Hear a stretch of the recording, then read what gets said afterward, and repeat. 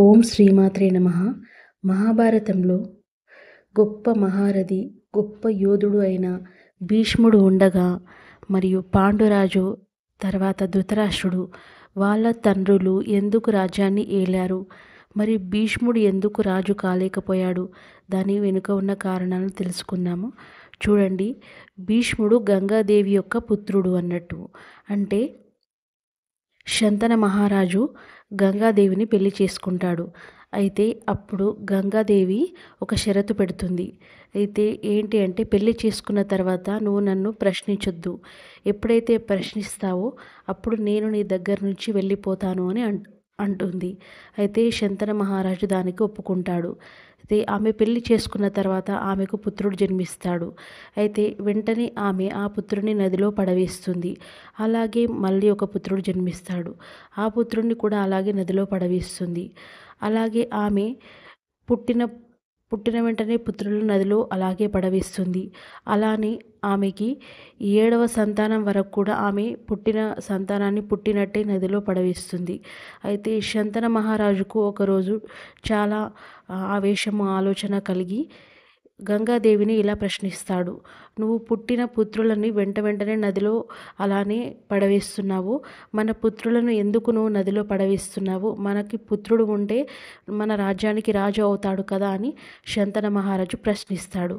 అయితే గంగాదేవి, నేను ప్రశ్నించేంత వరకే నీతో ఉంటాను అని షరతు పెట్టాను. నువ్వు ఇప్పుడు ప్రశ్నిస్తున్నావు. నాకిప్పుడు 8వ సంతానం పుట్టింది. అయితే నేను ఈ 8వ సంతాన్ని కూడా నదిలో పడవేద్దామని అనుకుంటున్నాను చెప్తుంది గంగాదేవి. అప్పుడు శంతన మహారాజు, లేదు, 8వ సంతానమైన మన పుత్రుడు నదిలోకి వెళ్ళాల్సిన అవసరం లేదు, నేను అతన్ని పెంచుకుంటానని చెప్తుంది. అయితే నేను నా షరతు ప్రకారము నీకు ప్రశ్నించేంత వరకే నీతో ఉంటానని చెప్పాను కనుక మన 7వ సంతానం వరకు నేను నీతో ఉన్నాను. ఇప్పుడు 8వ సంతానమైన మన పుత్రుడు జన్మించాడు. అయితే ఇప్పుడు నువ్వు ఈ సంతానాన్ని నదిలో పడవేయద్దంటున్నాను. కాబట్టి నేను ఈ పుత్రుని బాధ్యత నేను తీసుకుంటున్నాను. అయితే నేను మన షరతు ప్రకారం నిన్ను వదిలేసి వెళ్ళిపోతున్నాను. మన పుత్రుడిని నేను అన్ని రంగాలలో సర్వయోధుని చేసి నీ దగ్గరికి నేను తిరిగి వస్తానని చెప్పేసి గంగాదేవి తన పుత్రుడైన 8వ సంతానాన్ని తనతో పాటు తీసుకెళ్ళి గొప్ప గురువు అయిన పరశురాముని దగ్గర అతనికి శిక్షణ ఇప్పిస్తుంది. అంటే అక్కడ పరశురాముడు సకల విద్యలు, అంటే విలువిద్యలు, తర్వాత ఇంకా ఒక సేనాధిపతికి ఉండే లక్షణాలు మరియు ఒక రాజుకు ఉండే లక్షణాలన్నింటినీ బోధించగలిగే గురువు అయిన పరశురాముడు అక్కడ ఉంటాడు. కాబట్టి మన భీష్ముడు అక్కడ విద్యను నేర్చుకుంటాడు. అయితే భీష్ముడిని అన్ని రంగాలలో, అంటే ఒక యుద్ధానికి ఒక సరిపోయేంత యోధుడు, అంటే యుద్ధాన్ని చేసి ఆ యుద్ధాలలో గెలిచేంత యోధుడిని తయారు చేస్తుంది అన్నట్టు. అయితే మన భీష్ముడికి దేవవ్రతుడు, గంగాపుత్రుడు అనే పేర్లు కూడా ఉన్నాయి అన్నట్టు. అయితే భీష్ముడు ఎలా తయారవుతాడంటే, అతన్ని ఓడించడం ఎవ్వరి తరం కూడా కాదండి. మహాభారతంలో కూడా చూసుకోండి, అసలు పంచపాండవుల వల్ల కూడా కాలేకపోతుంది. ఎన్ని బాణాలంటే అతని శరీరం పైన అన్ని బాణాలు గుచ్చుకుంటాయి. అలా తయారు చేసింది ఎవరో కారండి, మన గంగాదేవి. అయితే గంగాదేవి భీష్ముని అలా తయారు చేసి శంతనుడికి ఇచ్చేసి ఇంకా వెళ్ళిపోతుంది. తర్వాత శంతన మహారాజు ఇంకొక భార్యను పెళ్లి చేసుకుంటాడు. ఆమెనే సత్యవతి. అయితే ఆ సత్యవతి పెళ్లి కాకన్నా ముందు ఒక ఋషి సత్యవతి పైన మనసు పడి ఋషి ద్వారా ఆమెకు ఒక సంతానం కలుగుతుందన్నట్టు.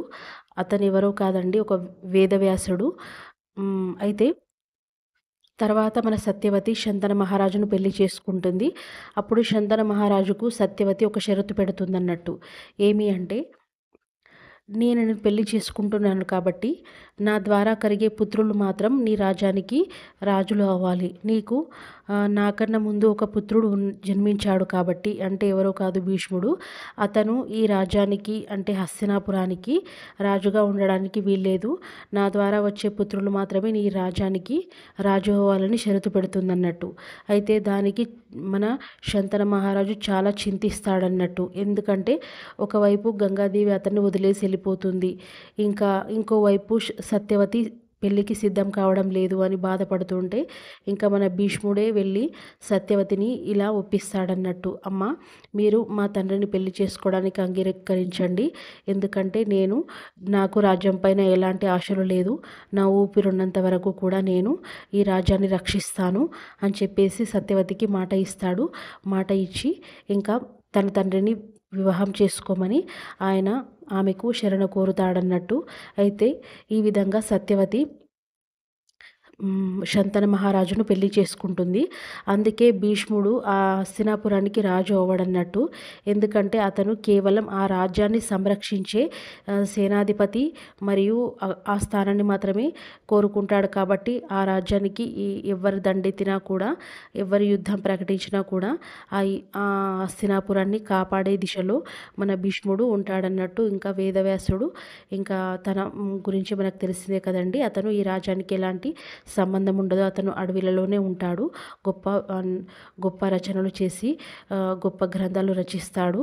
అయితే ఈ విధంగా సత్యవతి, గంగాదేవి పుత్రులు అంటే భీష్ముడు, ఈ విధంగా జరుగుతుందన్నట్టు. అందుకే మన భీష్ముడు మహాభారతంలో రాజుగా అనే హక్కుని పొందలేకపోతాడు. కానీ ఒకవేళ రాజు భీష్ముడు అయ్యి ఉంటే ఎలా ఉండేదండి అంటే మహాభారత యుద్ధం జరగక ఉండేదని నా అభిప్రాయము. ఎందుకంటే అంత గొప్ప యోధుడు మహాభారతంలో ఉండగా ఆ రాజుని నడిపించగా ఇంకా ఆ రాజ్యంపై దండెత్తేది ఎవరండి? రాజుని ఓడించలేరు కదా ఎవరు.